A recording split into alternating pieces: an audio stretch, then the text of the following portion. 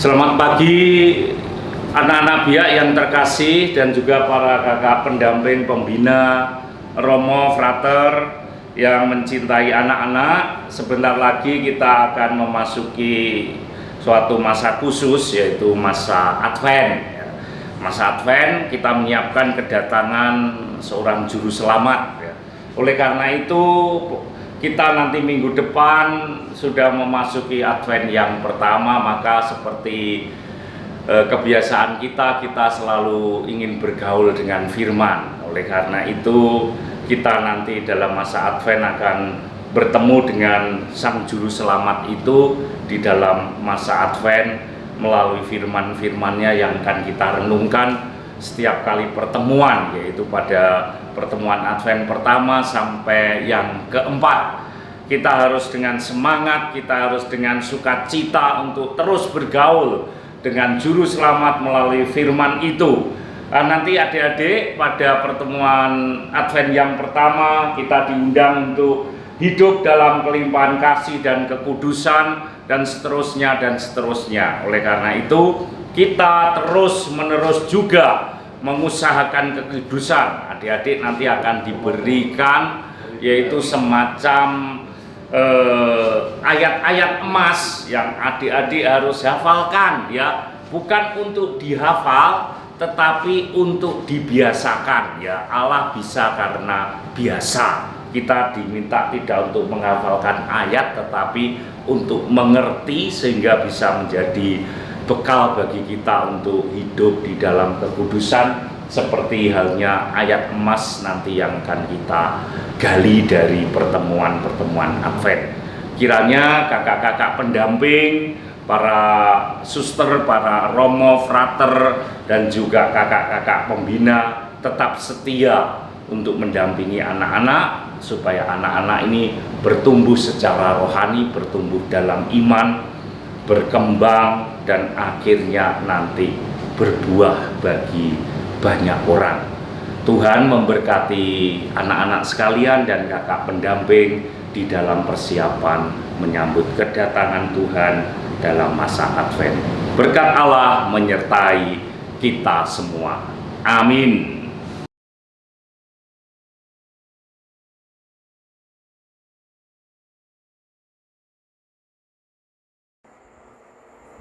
Halo adik-adik, sebelum kita memulai kegiatan sekolah minggu online ini, marilah kita menyanyikan satu buah pujian, Ku kasihi kau dengan kasih Tuhan. Kita mulai ya. Ku kasihi kau dengan kasih Tuhan. Ku kasihi kau dengan kasih Tuhan.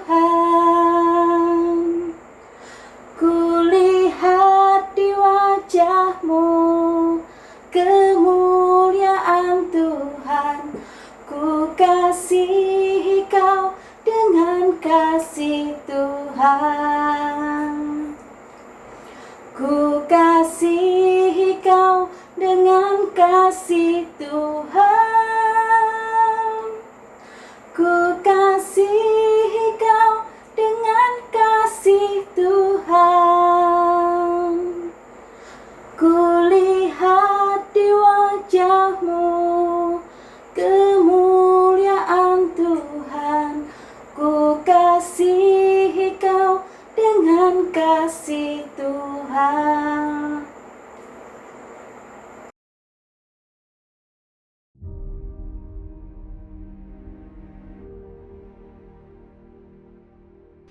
Mari adik-adik, sebelum kita memulai kegiatan biak pada pagi hari ini, marilah kita berdoa terlebih dahulu.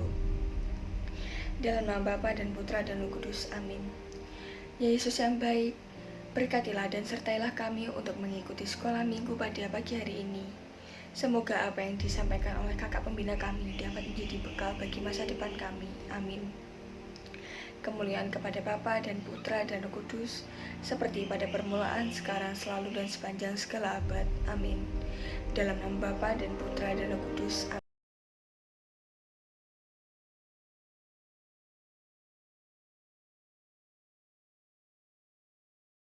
Bacaan dari surat pertama Rasul Paulus kepada jemaat di Tesalonika bab 3 ayat 12 sampai dengan bab 4 ayat 2. Dan kiranya Tuhan menjadikan kamu bertambah-tambah dan berkelimpahan dalam kasih seorang terhadap yang lain dan terhadap semua orang. Sama seperti kami juga mengasihi kamu. Kiranya Dia menguatkan hatimu supaya tak bercacat dan kudus di hadapan Allah dan Bapa kita pada waktu kedatangan Yesus, Tuhan kita dengan semua orang kudusnya.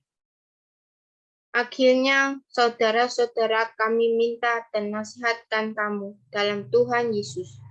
Kamu telah mendengarkan dari kami bagaimana kamu harus hidup supaya berkenan kepada Allah. Hal itu memang telah kamu turuti. Tetapi baiklah kamu melakukannya lebih bersungguh-sungguh lagi. Kamu tahu juga petunjuk-petunjuk mana yang telah kami berikan kepadamu atas nama Tuhan Yesus. Demikianlah sabda Tuhan. Halo adik-adik, jumpa lagi. Nah, sekarang Frater Diakon akan menyampaikan tentang materi hari ini. Materi hari ini tentang apa ya? Ayo, siapa yang tahu temanya tadi? Ayo, di flyer tadi apa temanya? Nah, temanya adalah hidup dalam kelimpahan kasih dan kekudusan. Aduh, kok berat banget ya, Frater? Apa itu ya? Nah, diingat-ingat ya. Tadi hidup dalam kasih yang pertama, dan yang kedua hidup di dalam kekudusan. Wah, ini pertama-tama kita harus tahu dulu Tuhan Yesus itu sangat mengasihi kita. Kemudian karena Tuhan Yesus sangat mengasihi kita, maka Tuhan Yesus ingin menguduskan kita. Caranya gimana, Brother? Caranya adalah dengan sakramen baptis. Makanya adik-adik ada yang dibaptis sejak kecil kan? Ada yang dibaptis dewasa juga ada. Ada yang pernah ikut katekumen, terus juga sekolah minggu dan sebagainya. Nah, itu semua adalah cara-cara Tuhan Yesus untuk menguduskan kita. Nah, kalau kita sudah dikuduskan lalu apa? Ayo kita sama-sama untuk berbuat kasih. Nah, ngomong-ngomong soal sakramen baptis, Frater akan menjelaskan beberapa hal soal sakramen baptis. Apa sih sakramen baptis itu? Yang pertama, sakramen baptis adalah pintu gerbang. Nah, kalau teman-teman punya rumah kan, jelas lah punya rumah ya. Nah, terus ada teras, terus ada pintu gerbang. Nah, kalau mau masuk rumah ya harus masuk pintu gerbang dulu kan. Nah, sama. Kalau kita mau masuk ke dalam kerajaan Allah, masuk ke dalam surga, masuk ke dalam gereja, ya kita harus masuk pintu gerbang. Nah, pintu gerbangnya itu apa? Pintu gerbangnya adalah sakramen baptis. Oke? Sakramen baptis ini apa? Sakramen baptis adalah pintu gerbang yang memberikan rahmat pengudusan. Jadi tanpa sakramen baptis kita tidak akan bisa terima sakramen yang lainnya. Tidak bisa terima sakramen ekaristi, sakramen perkawinan, sakramen imamat, sakramen pengakuan dosa, sakramen perminyakan, tidak bisa. Harus melalui sakramen baptis. Oke? Lalu yang kedua, buah-buahnya apa sih? Buah-buahnya ada 4. Pertama, memperoleh pengakuan dosa. Bukan pengakuan, pengampunan. Ya, memperoleh pengampunan dosa. Lalu yang kedua, kita menjadi anak Allah. Yang ketiga, kita menerima materai kekal. Lalu yang keempat, kita tergabung di dalam anggota gereja. Kita masuk ke dalam gereja. Kita diterima di dalam gereja Katolik setelah baptis. Lalu yang ketiga, dengan rahmat pembaptisan kita bersatu dengan Tuhan Yesus di dalam cinta kasih. Karena apa? Karena Tuhan Yesus adalah Allah dan Allah adalah kasih. Maka ketika kita berjumpa dengan Tuhan Yesus di dalam doa, kita juga berjumpa dengan Tuhan Yesus yang adalah kasih. Kita bersatu di dalam kasih-Nya. Dan apa yang membuat itu terjadi? Ya, sakramen baptis itu. Kemudian yang keempat, ada simbol-simbol loh adik-adik di dalam sakramen baptis. Yang pasti apa? Ya, air. ada minyak krisma, ada lilin, dan juga ada apa? Apalagi kain putih dan juga bejana baptis. Nah, masing-masing punya lambangnya sendiri-sendiri. Nanti akan dijelaskan di dalam kesempatan yang lain. Oke? Lalu yang kelima, perwujudan kasih dan kekudusan dalam keluarga dan lingkungan, untuk terutama di dalam karena sakramen baptis itu bisa macam-macam adik-adik bisa pertama membantu orang tua membersihkan rumah. Nah, itu sederhana sekali, tetapi itu mewujudkan kasih dalam diri kita. Lalu yang kedua, membantu merawat orang tua atau saudara atau adik, kakak, teman yang sedang sakit. Nah, itu juga bentuk kasih persaudaraan. Karena apalagi ya, karena buah-buah sakramen baptis itu. Lalu yang ketiga, ayo ingatkan teman-teman, ingatkan orang tua, mama, papa, adik, kakak untuk berdoa bersama. Juga berdoa kepada Tuhan Yesus, jangan sampai lupa. Dan adik-adik juga jangan sampai lupa untuk berdoa pada Tuhan ya. Lalu yang keempat, mengajak untuk membaca kitab suci. Tuhan Yesus mengajak kita untuk selalu setia membaca kitab suci. Karena kita semua sudah dibaptiskan, maka ayo sama-sama membaca kitab suci. Kenapa kok harus membaca kitab suci sih? Kitab suci kan membosankan. Tunggu dulu. Karena dengan membaca kitab suci, kita akan tahu segala sesuatu tentang Tuhan Yesus dan lebih dekat, lebih kenal dengan Tuhan Yesus. Jadi jangan bosan-bosan untuk baca kitab suci. Ajak adik, kakak, mama, papa, ayo baca kitab suci bersama. Oke? Lalu selanjutnya, ayo ajak teman-teman semua ikut pihak streaming ini ya. Jangan lupa mengajak teman-teman, kalau punya kenalan, adik, kakak, dan saudara, ayo diajak semua untuk melihat. Oke, selanjutnya kita ini kan sekarang memasuki masa Advent, yakni masa penantian pada Tuhan Yesus, penantian kedatangan Sang Juru Selamat. Nah, maka di tahun liturgi yang sekarang ini kita diajak juga untuk bersatu dengan Tuhan Yesus. Karena Tuhan Yesus sudah datang, sudah lahir nanti, maka sudah saatnya kita untuk bersatu dengan Tuhan Yesus. Nah, kita diajak untuk hidup berkenan kepada Tuhan Yesus lebih sungguh lagi. Ayo kita lakukan segala sesuatu sungguh-sungguh. Belajar sungguh-sungguh, berdoa sungguh-sungguh, kemudian berbuat baik dengan sungguh-sungguh. Nah, dengan begitu kita akan menantikan Tuhan dengan sukacita. Oke, sekian dari Frater. Semoga adik-adik senantiasa bersukacita pada masa Advent ini. Sekarang kita memasuki masa apa ya? Kok warnanya kok serba ungu? Oh, ternyata kita sekarang memasuki masa Advent. Nah, masa Advent itu apa sih? Ayo kita simak ya penjelasan dari Frater. Nah, masa Advent. Nah, masa Advent itu sangat identik dengan, tahu gambar apa ini? Kelihatan? Nah, tahu gambar apa? Ya, ini adalah Corona Advent. Tapi sebelum itu, Frater mau menjelaskan dulu apa itu Advent. Advent dari kata Adventus. Artinya, itu bahasa Latin adik-adik. Itu artinya kedatangan. Berarti di masa Advent ini kita menunggu kedatangan Tuhan Yesus yang akan lahir pada tanggal berapa? Ayo. 25 Desember. Benar. Nah, masa penantian, masa penungguan itu, masa penungguan akan kedatangan Tuhan ada 4 minggu. Wah, kok 4 banget ya, Frater? Apa ya artinya? Nah, kita akan simak ya, minggu pertama dan kedua. Nah, kalau nanti adik-adik ikut perayaan Ekaristi, minggu pertama dan kedua ini, minggu pertama dan kedua akan menjelaskan tentang banyak hal soal akhir zaman.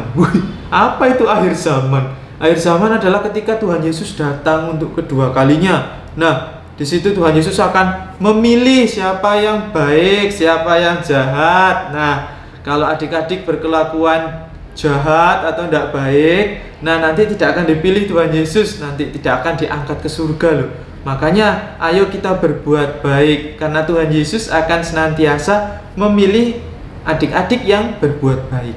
Oke? Itu minggu pertama dan kedua. Lalu setelah 16 Desember atau 17 Desember ada minggu ketiga dan keempat. Tuh, ini apa ya? Minggu ketiga dan keempat ini akan fokus untuk menantikan kelahiran Tuhan Yesus pada tanggal 25 Desember nanti. Nah, maka bacaan perayaan Ekaristi akan menyangkut soal persiapan-persiapan kelahiran Tuhan Yesus. Makanya ayo bersama-sama dengan Tuhan Yesus menantikan Ia yang akan lahir tanggal 25 pada minggu-minggu itu. Oke, itu tadi penjelasan masa Advent. Jadi lalu masa Advent identik dengan warna ungu. Wah, ungu. Kenapa kok ungu ya, brother? Nah, ungu adalah melambangkan pertobatan. Ya. Ungu melambangkan pertobatan. Kemudian melambangkan juga kesalehan kita untuk berbakti pada Tuhan, kembali kepada Tuhan. Nah, masa persiapan penantian ini harus diisi dengan pertobatan juga. Jangan sampai tidak diisi dengan apa-apa, melainkan ayo sama-sama kita berbalik kepada Tuhan Yesus. Kita yang dulunya misalnya nakal, ya jangan sampai Tuhan Yesus melihat kita nakal pada masa ini. Ayo sama-sama kita bersukacita dan kembali ke Tuhan Yesus. Nah, itu tadi kenapa kok bisa warnanya ungu. Nah, sekarang kembali lagi ke Corona Advent. Nah, kok namanya Corona ya? Apa jangan-jangan ini mengandung virus corona? Kok namanya Corona? Bukan begitu adik-adik. Jadi kenapa dinamakan Corona? Karena Corona adalah bahasa Latin dari lingkaran. Ya, jadi paham ya, Corona adalah bahasa Latin dari lingkaran. Jadi, nah, frater akan memberi pertanyaan, apa bahasa Latinnya lingkaran? Corona. Nah, benar. Berarti yang selama ini ada di sekitar kita ini namanya virus lingkaran ya, virus corona. Ya, kembali lagi ke sini. Nah, di lingkaran Corona Advent ini ya, lingkaran Advent, Corona Advent ini ada lingkarannya, ya jelas ya, karena namanya juga lingkaran. Kemudian ada lilin berjumlah 4. Nanti frater akan menjelaskan satu persatu. Nah, yang pertama dulu, frater mau kasih cerita singkat soal kenapa kok bisa Corona Advent ini dipakai oleh gereja Katolik. Jadi dulu adik-adik, bangsa Jerman ya, bangsa Jerman ketika zaman-zaman kekristenan pertama, bangsa Jerman itu sangat menyukai ini, benda seperti ini. Jadi ada lingkaran, kemudian ada lilin-lilinnya. Kebetulan waktu itu lilin-lilinnya juga berjumlah 4. Dan untuk apa tahu dulu itu? Dulu itu untuk menghitung masa-masa menjelang akan musim panas. Jadi dulu ketika musim dingin, jadi bulan November itu musim dingin, orang Jerman itu menyalakan lilin satu persatu setiap minggu supaya tahu kapan musim panas akan mendekat. Nah, oke, karena sudah tahu, jadi lalu kemudian karena kebetulan waktu itu juga Natal tanggal 25 Desember, maka orang-orang Kristen mengadopsi ini, mengambil kebiasaannya orang-orang Jerman tadi. Nah, jadi tahu kan sekarang akhirnya orang-orang Katolik pada masa itu menggunakan lingkaran Advent ini dan diteruskan sampai sekarang loh adik-adik. Wah, luar biasa. Berarti usianya sudah ya kurang lebih sudah 2000 tahun. Wah, gila. Oke. Jadi kita sudah melanjutkan kebiasaan orang-orang Katolik ini selama 2000 tahun loh. Oke. Jadi sekarang ayo kita bahas satu persatu apa maknanya. Yang pertama, oke, di sini frater punya lingkaran, ya lingkaran besar, lingkaran kecil. Nah, sebenarnya apa sih artinya bentuk lingkaran ini di dalam lingkaran Advent itu. Bentuk lingkaran artinya bahwa kita sebagai anak-anak Allah terus-menerus menantikan kedatangan Tuhan Yesus. Dan yang penting adalah tidak hanya menantikan, tetapi Tuhan Yesus juga terus-menerus mengasihi kita.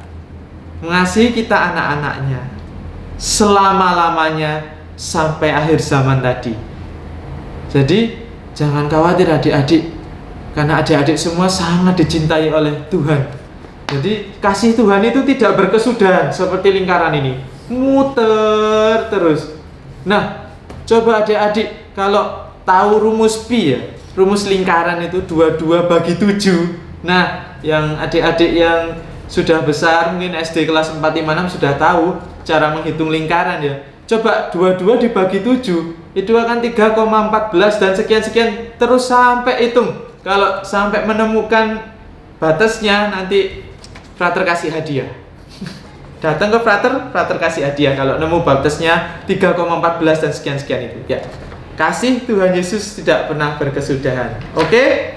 Selanjutnya di dalam lingkaran Advent itu ada daun, dan yang biasanya dipakai adalah daun ini, daun cemara ya. Daun cemara ini, atau daun cemara kan lama ya mengeringnya, selalu hijau. Jadi yang cocok digunakan untuk daun lingkaran Advent adalah daun yang evergreen ya, yang senantiasa hijau dan segar. Jadi tapi jangan sampai daun plastik ya. Masa mau nanti imannya iman plastik, atau kalau dibagi komuninya komuni plastik, mau adik-adik ya jangan. Jadi usahakan daun sungguhan. Oke? Daun ini melambangkan apa? Melambangkan bahwa hidup baru yang selalu baru, selalu hijau, hidup bersama Tuhan Yesus. Dan karena hidup selalu hijau, selalu baru, selalu segar, maka melambangkan pengharapan bahwa kita selalu berharap pada Tuhan Yesus yang selalu menyegarkan kita, mencerahkan kita dengan rahmat kasih-Nya. Oke? Itu tadi daun. Lalu selanjutnya ada 4 lilin berwarna. Ya, 4 lilin berwarna. Ya sebenarnya adik-adik, warna ungu ini sebenarnya adalah bentuk devosi kita kepada Tuhan Yesus untuk selalu bertobat. Jadi sebenarnya tidak harus selalu berwarna ungu, tetapi kalau punya warna ungu sangat baik untuk dipasang ya. Nah, tetapi kita lihat di sini ada 1, 2, 3, 4. Tuh, ada 4 lilin, tapi ada yang bentuknya ada yang warnanya beda sendiri nih. Warnanya merah muda. Wah, ini melambangkan apa ya? Ya, kita ke warna ungu dulu. Ada 4 lilin warna ungu, ini melambangkan masa penantian tadi, masa pertobatan. Lalu ada warnanya merah muda, ini melambangkan Minggu Gaudete, Minggu sukacita. Nah, di mana Kristus ini akan memberikan sukacita berlimpah karena di tengah-tengah, kita sudah 2 minggu ini menjalankan pertobatan. Nah, ayolah kita sukacita, saatnya merayakan menyambut kelahiran Kristus. Makanya ditaruh di minggu ketiga. Lalu ketika kita menyalakan lilin, itu artinya apa? Itu artinya perpindahan dari gelap menuju terang. Nah, cahaya ini melambangkan cahaya Tuhan Yesus yang selalu menerangi hati kita. Jadi tidak usah bingung lagi soal itu ya. Kenapa kok harus lilin? Ya karena itu. Kemudian selanjutnya, ya ini aksesoris. Biasanya akan diberi pita warna ungu. Nah, ini bisa boleh ada, boleh tidak. Tetapi kalau ada pun bagus sekali untuk mempercantik lingkaran Advent adik-adik. Nah, pita ungu ini melambangkan apa? Pita ungu ini melambangkan tadi pertobatan ya, warna ungu, penantian. Dan tidak hanya itu, karena pita ini kan mengikat ya, mengikat. Tujuannya apa? Mengikat kita supaya terus-menerus bersama Tuhan Yesus, terus-menerus berharap pada Tuhan Yesus. Jadi, dan juga jangan lupa kita adalah ciptaan yang indah. makanya diberi juga pita, melambangkan bahwa pertobatan kita, penantian kita selalu diwarnai keindahan. Oke, begitu adik-adik penjelasan dari Advent dan lingkaran Advent. Semoga adik-adik semakin paham ya. Kalau belum paham bisa di rewind lagi, bisa diulang-ulang lagi videonya Frater tadi. Oke, sampai jumpa.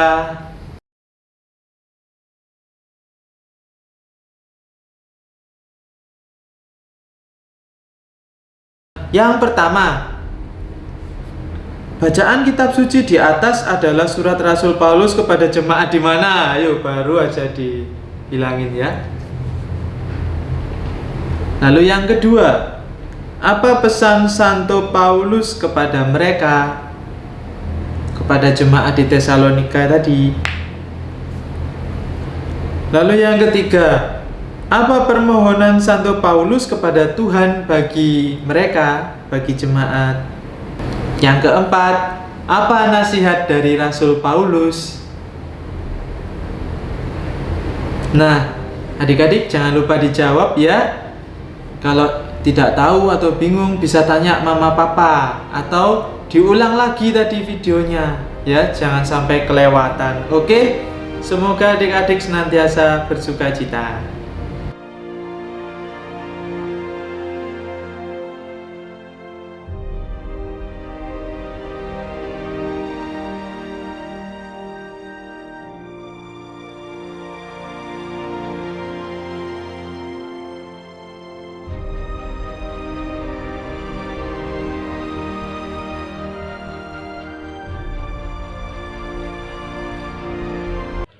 Halo adik-adik, kita nyanyikan satu lagu ya.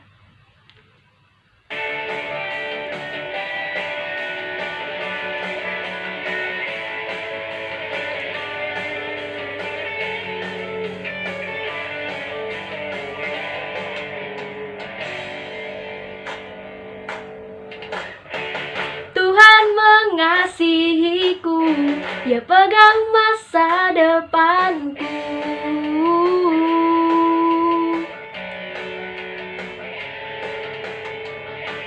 Takkan pernah ku ragu, ku berharga di matanya.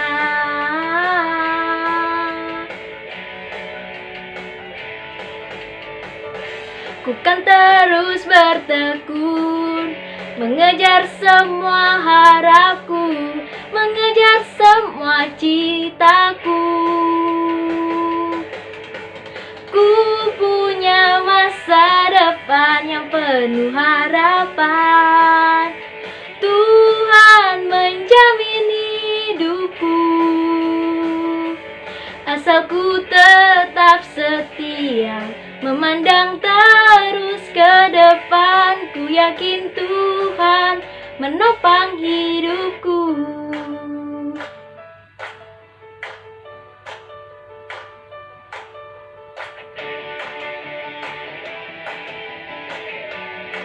Kita nyanyikan satu kali lagi ya.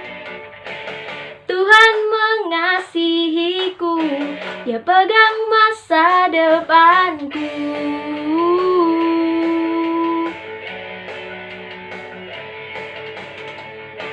Takkan pernah ku ragu, ku berharga di matanya.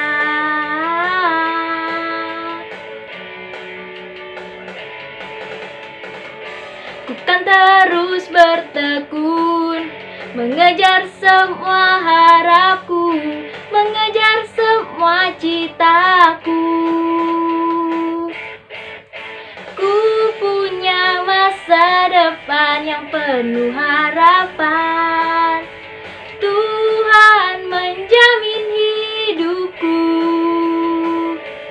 asal ku tetap setia, memandang terus ke depan. Ku yakin Tuhan menopang hidupku.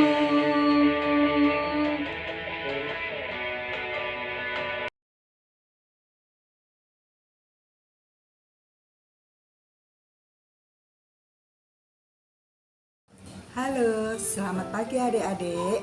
Jumpa lagi dengan Kak Aan. Hari ini Kak Aan akan mengajak kalian membuat aktivitas. Mari terlebih dahulu kita siapkan bahan-bahannya, yaitu penggaris, gunting, pensil, lem, buffalo warna hijau, kuning, dan merah. Dan kan membuat materinya, ini adalah gambar sakramen baptis. Ambil terlebih dahulu buffalo warna hijau, lalu kita ukur panjangnya 20 cm, lebarnya 3 cm. Seperti ini ya adik-adik. Kak nanti membuat ini sebanyak 19 untuk warna hijau. Untuk warna kuning, Kak hanya membutuhkan 1. Untuk warna merah, Kak membutuhkan 5. Mari kita gunting. Sudah jadi potongan hijau, merah, dan kuning. Mari kita ambil lem. Ujungnya kita beri lem ya. Setelah ujung diberi lem, mari kita rekatkan ya adik-adik. Ini sudah jadi pengait yang kuning, kertas kuning sama hijau.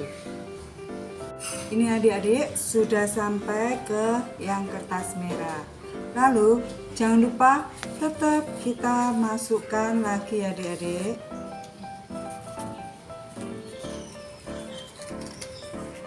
Adik, hasil rangkaian dari kertas warna hijau, kuning, dan merah. Adik-adik, ini seperti pohon Natal. Mari kita memberikan gambar pada sisi-sisinya ya. Mari kita ambil gambar lilin, kita rekatkan pada yang paling atas sendiri. Seperti ini adik-adik.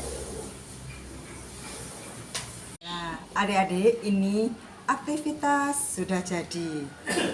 Di rumah, adik-adik jangan lupa juga membuat ya. Semangat! Bye-bye!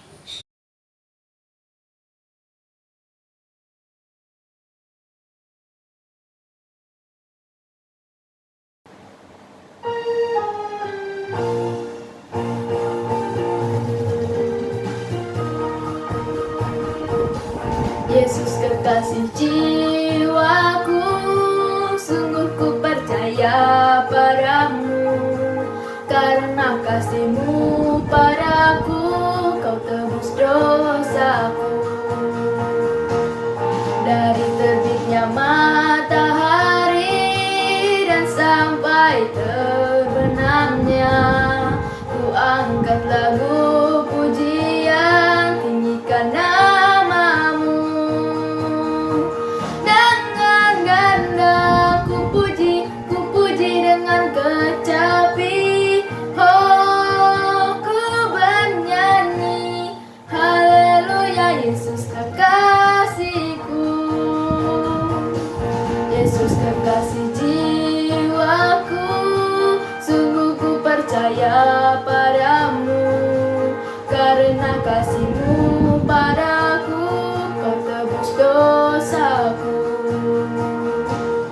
Dari terbitnya matahari dan sampai terbenamnya, ku angkat lagu pujian, tinggikan nama-Mu.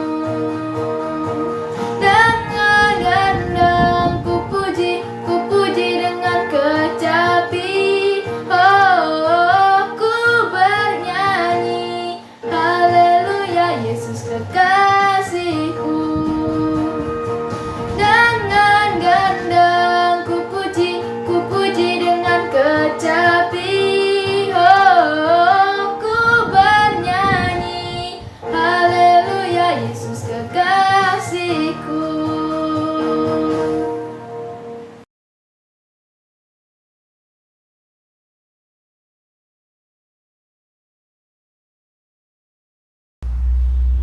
Adik-adik, marilah kita tutup pertemuan biak hari ini dengan doa penutup. Mari kita berdoa. Demi nama Bapa dan Putra dan Roh Kudus. Amin. Bapa yang Maha Baik, terima kasih atas berkat-Mu pada pagi hari ini. Kami dapat mengikuti pertemuan biak Minggu Advent yang pertama. Bapa yang Maha Baik, semoga melalui pertemuan hari ini kami dapat lebih mengasihi Engkau melalui tindakan nyata yang kami berikan kepada sesama kami. Semoga kami dapat lebih mengasihi sesama kami dalam kehidupan kami sehari-hari. Demi Kristus, Tuhan dan pengantara kami. Amin. Demi nama Bapa dan Putra dan Roh Kudus. Amin.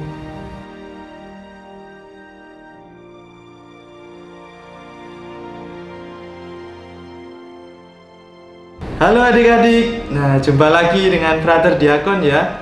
Nah sekarang izinkan Frater Diakon untuk memberikan penutup. Nah tadi adik-adik sudah menyimak banyak sekali cerita tentang bagaimana kita hidup di dalam kekudusan. Terutama tidak hanya sekedar dalam kekudusan tapi juga di dalam kasih. Nah adik-adik juga banyak mendengar soal sakramen baptis tadi kan. Nah makanya sekarang karena adik-adik sudah hidup di dalam Kristus, maka karena adik-adik juga sudah dibaptiskan, maka sekarang ayo kita tunjukkan kasih kita dalam Kristus itu melalui yang pertama keluarga, dan yang kedua adalah masyarakat sekitar. Karena keluarga dan masyarakat sekitar juga merupakan bagian dari hidup kita. Nah, lalu apa yang harus kita lakukan dong? Nah, pertama gampang. Untuk adik-adik yang masih kecil, ya, adik-adik bisa membantu orang tuanya, membantu mama, papa untuk merapikan tempat tidur setelah bangun tidur, ya. Jangan setelah bangun tidur terus ditinggal. Ayo, siapa? Ayo, yang gitu ngaku. Nah, untuk yang kelas besar, Frater mengajak adik-adik untuk setia mengajak teman-teman yang lain, teman-temannya yang belum ikut nonton biak streaming ini. Nah, ayo diajak, atau kalau bisa ajak semuanya lah, satu kelas atau satu paroki ya, semua kenalannya adik-adik ya, ajak semua sudah ya. Oke, sip. Kalau begitu, kini ayo kita memohon berkat Tuhan ya. Tuhan bersamamu. Semoga adik-adik senantiasa diberkati Tuhan dalam menjalankan setiap aktivitasnya, terutama dalam membantu orang tua dan mengajak teman-teman untuk mengikuti Tuhan Yesus dalam nama Bapa dan Putra dan Roh Kudus. Amin.